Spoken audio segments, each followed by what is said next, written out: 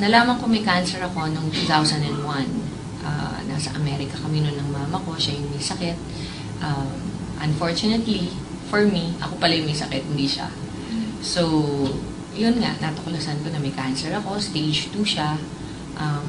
Siyempre, when you discover you have cancer, natural na magpapakimo, magpaparadiation, lahat yun ginawa ko. Pagkatapos, isa sa matinding side effect ng chemotherapy is bumabagsak yung immunity sa katawan mo. So, talagang prone ka sa sakit and everything. Doon ko na-discover yung barley. Nag-internet ako, nagre-research ako sa internet. Doon nakita ko, nabasa ko doon na meron palang produkto na tinatawag barley, young barley grass, na nakaka-natural, nakakabalik ng immunity sa katawan. So, nagpabili ko sa Amerika, locally, tinry ko.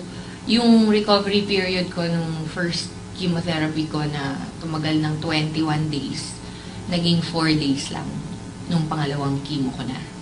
So, sa sobrang believe ko sa product, yun, nag-research hanggang sa everyday ko na siya tinake.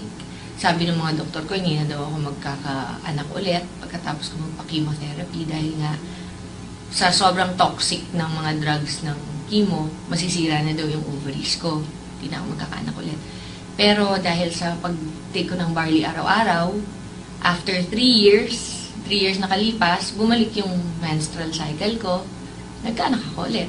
So, parang lahat ng sinabi ng mga doktor ko na imposible na mangyari, nabaliktad ng barley, na ayos yung sistema ko. Nagkaanak ako ulit. Ngayon, meron akong 4-year-old na anak na lalaki.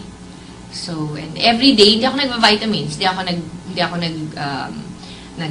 ang tawag doon yung maintenance meds. Wala akong tinitake na gano'n. Tinitake ko lang talaga barley, araw-araw.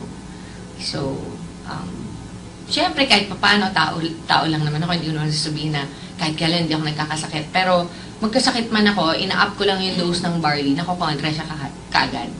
Pag masama ang pakiramdam ko, dadoblehin ko yung tinitake ko ng barley dose. Kinabukasan, okay na ako kaagad. Ganun, hindi ako nag-antibiotics, yung mga drugs na binibigay ng mga doktor, hindi ko siya tinitake. Barley lang.